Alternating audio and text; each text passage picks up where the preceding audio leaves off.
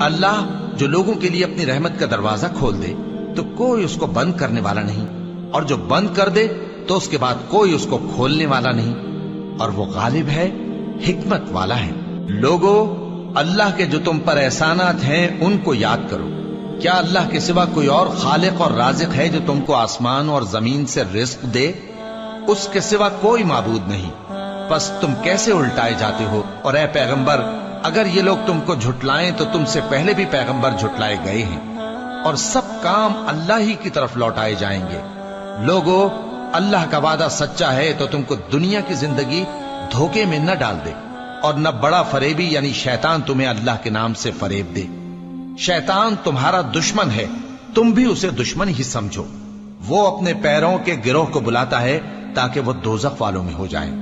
جنہوں نے کفر کیا ان کے لیے سخت عذاب ہے، اور جو ایمان لائے اور عمل نیک کرتے رہے ان کے لیے بخشش اور بڑا ثواب ہے۔